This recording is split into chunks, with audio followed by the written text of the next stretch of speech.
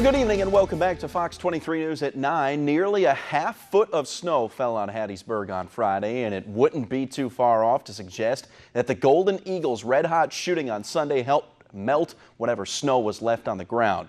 The majority of the damage done at Reed Green Coliseum came thanks to a 27-point outburst from Dominique McGee and a career-best 23 from Tyree Griffin. The Golden Eagles shot a cool 57% from the field to blow by defending Sun Belt Conference champion Troy. The win has the Eagles back above 500 at 5-4. Southern Miss will have things a little easier this week with a road game at Alabama A&M and then a home contest with William Carey before wrapping up non-conference play against Florida State and Mississippi State. After another dominating performance, this time against Little Rock, the MSU Bulldogs have moved up in the latest AP Top 25 poll. The Bulldogs moved up one spot after Texas lost their first game of the season to Tennessee, vaulting into the top 5 for the first time this season. It's the 61st straight week that the Lady Bulldogs find themselves inside the top 25, 25th straight week inside the top 10. The win sets up a top 10 showdown between MSU. They'll host 9th-ranked Oregon on Wednesday night. They'll jump it up at 6 o'clock on the SEC Network. Former Ole Miss QB Shea Patterson has announced via Twitter that he plans to transfer to the University of Michigan. Patterson could potentially be eligible to play for the Wolverines this upcoming fall due to NCAA sanctions that currently have taken place at Ole Miss.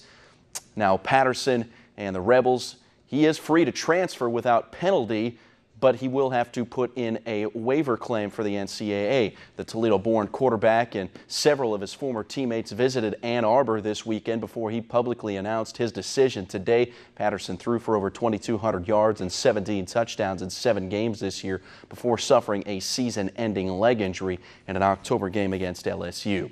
The Atlanta Braves AAA team has a new nickname. The former Gwinnett Braves, a team located in Atlanta's northern suburbs, announced they'd roll with a team name Stripers, a tribute to striped bass fishing on Lake Lanier.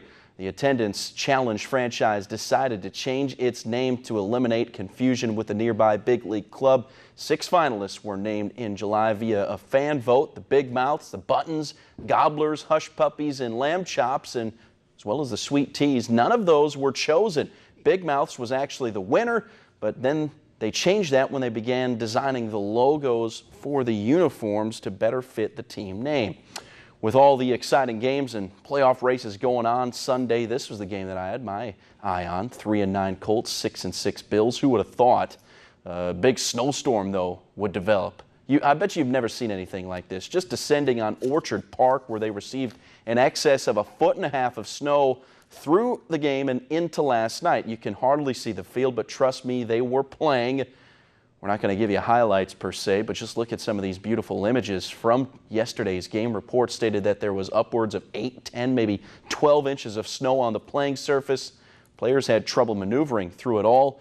The Bills would win 13-7 in overtime. Did you guys watch that game? I was watching it, and I was really upset about that last play right there, where old LaShawn McCoy ran in for the game-winning touchdown. Of course, my opponent in fantasy had Shady on his team. But besides that, it was a crazy game to watch. I mean, the weather absolutely affected the play. I was noticing kicks being missed. Well, if there was one guy who had the advantage, it was LaShawn McCoy. Because if you remember maybe 3-4 years ago when he was playing with the Eagles, same exact thing at Lincoln Financial Field against the Lions. So he knew what he was doing out there. Had some experience there. Yeah. Thanks so much. All right.